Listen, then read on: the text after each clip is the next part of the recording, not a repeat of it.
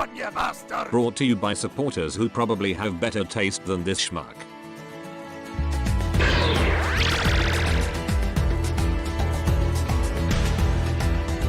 People often credit DX9 as the progenitor of third-party legends, but this couldn't be further from the truth. Granted, they did start from the same source as the real progenitor, but they didn't start this. Everything truly started from Thrilling 30 Metroplex. It was through this release that Hasbro revitalized the Legends class with the Scout class sizing, which led to all the name confusions, but that's another story for another time. It was at this point that up-and-coming company Iron Factory thought they could make some upgrade sets for it. They had already done upgrade sets for Fall of Cybertron Grimlock, so this wasn't their first rodeo. But this time, they were going to do full figures. Yes, this was an upgrade set, but this could be enjoyed by its own merits. That was their ideology. They were going to make figures that were figures first and upgrade kits later.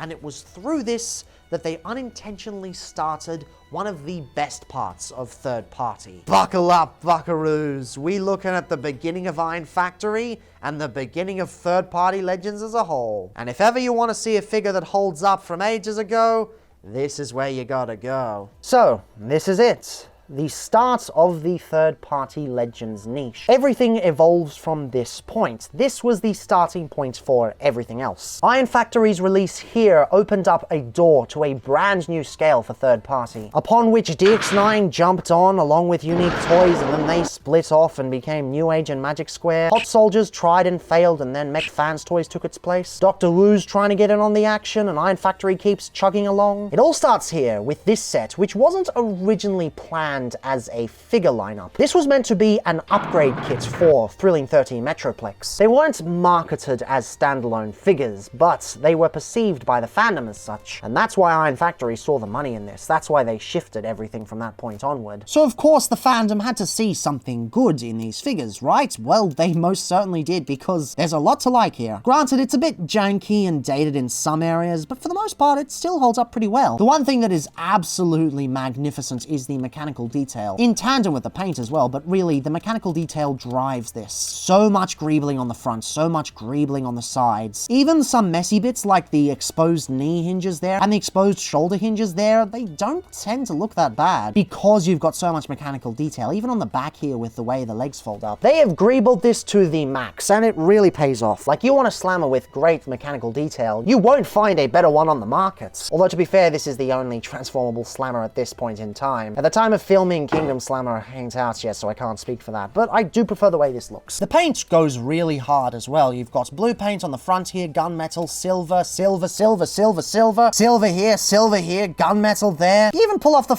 turret and there's paint on the back there that's never going to be seen. This is on the back of the robot mode and it's under the turret in the vehicle mode. It's just pointless, but hey, it's there. They went absolutely ham on it, and it really shows they put passion into this thing. And hey, it's even got a rotating turret and a rotating gun, a rotating cannon there. Now yes, the pin is a little bit high and it's kind of like an angle here, it doesn't look that great, and it is a parts forming piece, so getting it to rotate is fairly easy, but hey, the fact they did that really shows they cared. They wanted this to be a fun piece to mess with, not just an upgrade kit on its own. They wanted to make the upgrade kit as good as it could be, and they did that by making it a standalone figure, so kind of in a way, they fell right into an overnight success accidentally. The only thing I could really complain about is the color mismatch, because it's not great. The painted white does not match up with the plastic white at all. And you take a look at the treads and you can see some pretty bad mismatch towards the back. Would have really liked them to fix that a bit, but that's really all I can complain about with this figure. It is marvelous, just absolutely marvelous. Now when it comes to sizes, I'm only really going to do it for this guy in vehicle mode, since 6-gun just kind of transforms into guns that can be used by anyone. So making size comparisons for that doesn't make much sense. But he is 10 centimeters long if you count the turret, and 8.5 centimeters long if you don't. And he is 4 centimeters in both width and height. And for size comparisons, here he is next to a standard Legion figure, a standard Core Class figure, a standard War for Cybertron Micromaster, and crumbs. Anywho, let's move on to 6-gun, or should I say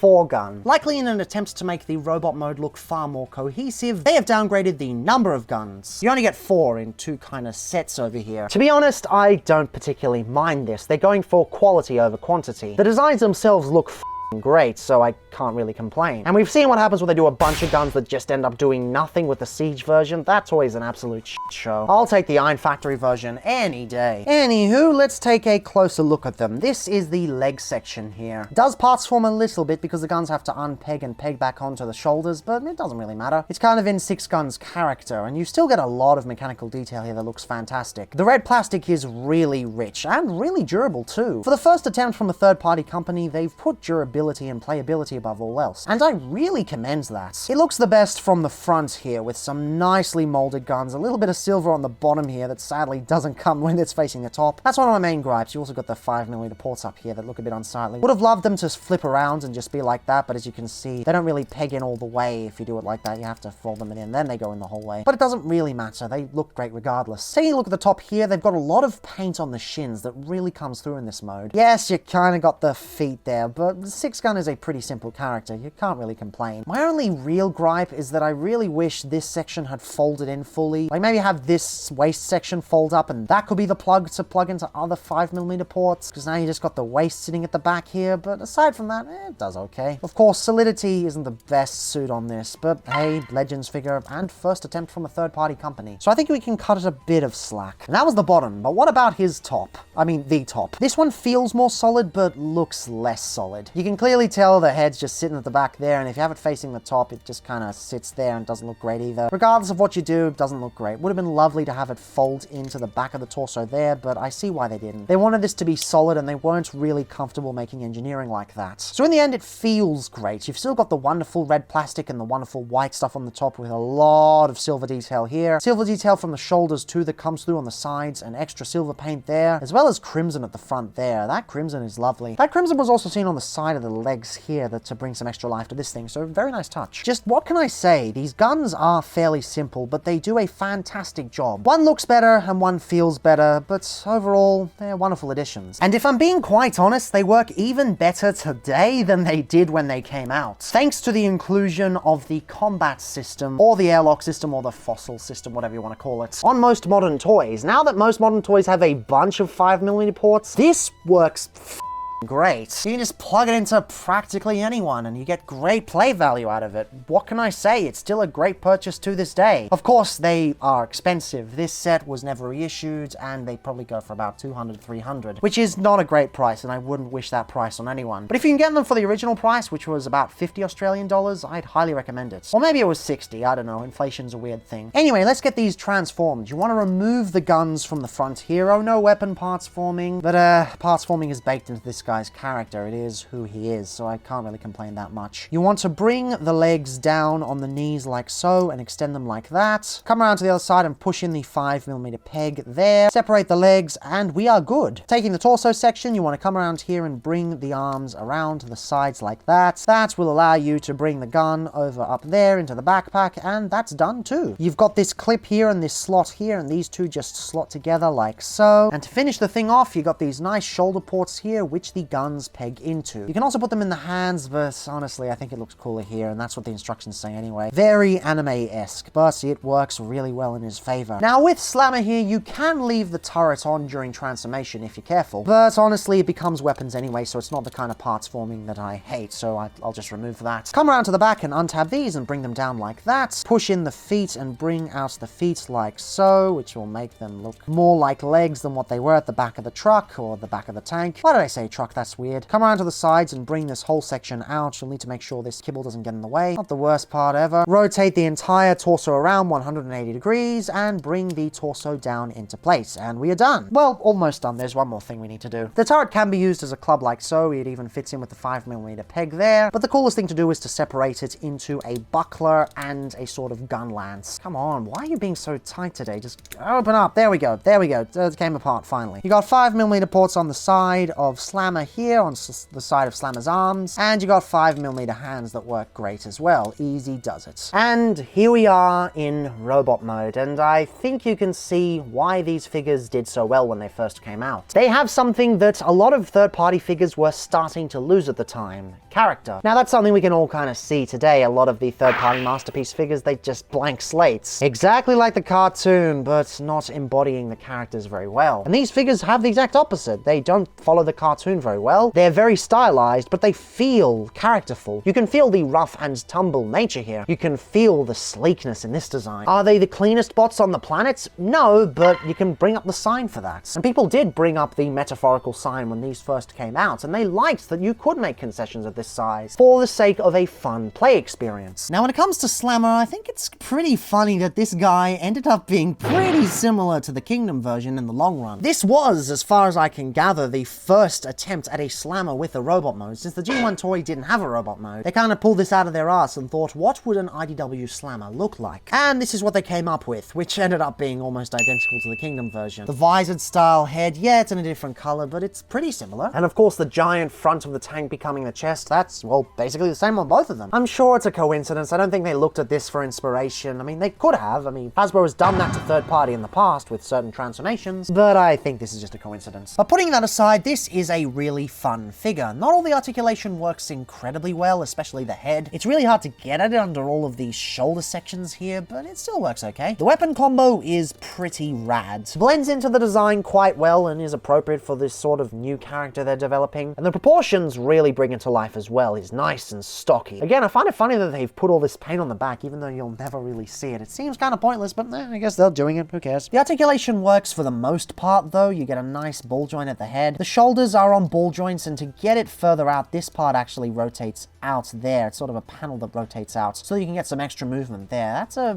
bit of a hassle to use. I wish they'd figured out a better way to use that. But hey, it's their first release, so you can give them some slack there. Ball joints at the elbows like so, and a nice waist swivel from the transformation. Adding a waist swivel on their first outing, that's pretty ballsy. Properly ball jointed waist sections with no hampering at all. Thigh swivels and a nice deep knee bend thanks to the transformation. Nice articulation. And lovely paint too. The yellow paint is done incredibly well. And of course, as I've said on this channel many times, yellow is the hardest color to do in terms of painting. So the fact they're able to pull it off this well with their first attempt, that's commendable. All the paint from the vehicle mode comes through, but you got some new yellow paint apps here and the head's painted pretty well. What can I say? It's great. At this point, I should also probably mention some of the accessories. The two come with two of these little rocket pods. They combine like this and they separate into a bunch of stuff. You've got a shield that untabs from there. Come on, out you get, there we go. Pegs into the side if you want, but it's already got a great shield, so you don't really need that. You've got other side rocket pods, like so, and they peg off, and these will actually be pretty cool later. I'll show you how I like to use them. You've also got two guns that untab from there, and a center gun that holds everything together that looks pretty awful. It's a nice little bonus, but it's not really doing much. What I like to do, though, is armor up 6-gun, because you can put the rocket pods on the sides of his legs, which I think is a really cool aesthetic. Plus, you know, putting infinite guns on 6-gun kind of makes sense. You can also put the guns in his hands, but unfortunately they're always at an angle because of the kibble. But hey, at least now he is actually 6-gun, because he has 6 guns. 1, 2, 3, 4, 5, 6. Works better like this. And yes, the set comes with 2 of these rocket pods, if memory serves me correct. So you got a bunch of 5mm weapons for all your deluxes as well. But as for 6-gun himself, he just looks fantastic. The head sculpt is just awesome on him. Totally anime and totally awesome. The giant gun stacks back here really give him a crazy silhouette, along with the guns on the shoulders, like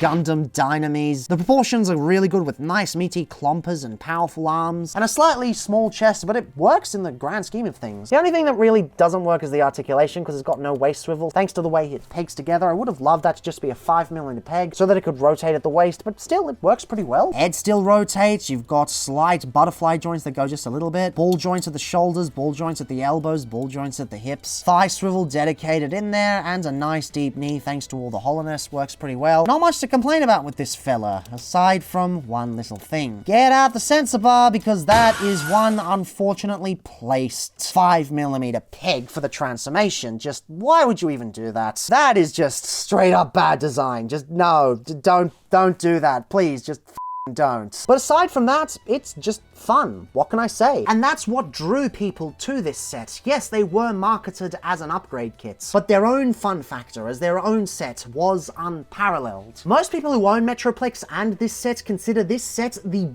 better deal. Like, Metroplex, you can't do much with him. You can play with these, the aesthetic is great, the paint is great, the materials are great. Just all around, it is a fantastic set, and you can see why it sparked such a niche within the community. And one interesting thing to note is this, they still hold up. Like, bringing in a modern figure, they still hold their own against it. Sure, Iron Factory's modern offerings are better engineered, better built, better articulated, and in some cases even more fun, but these still work great alongside them. And that's not something that can be said of all their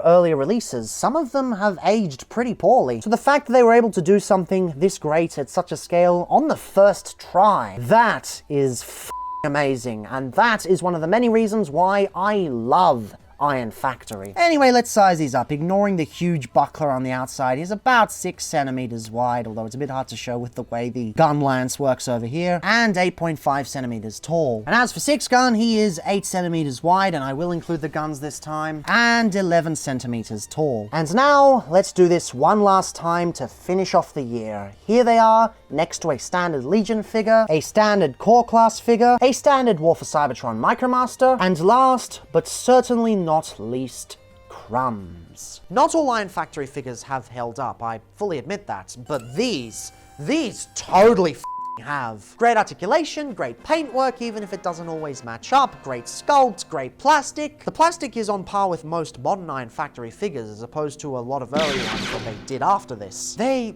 just captured lightning in a bottle, and it really shows. Now, I don't know if this will be better than Kingdom Slammer. At the time of recording, I don't have him, none of my friends do, I have no way of knowing. But I do know that 6 gun is better than the Siege version, and I have a sneaking suspicion this will be better than the Kingdom version, because it's gonna be hard to top this. Just everything you could ask for from a Legends figure is present and accounted for. Especially the fun factor, the one thing Iron Factory is primarily known for. I don't know what Iron Factory is going to do after all this samurai stuff.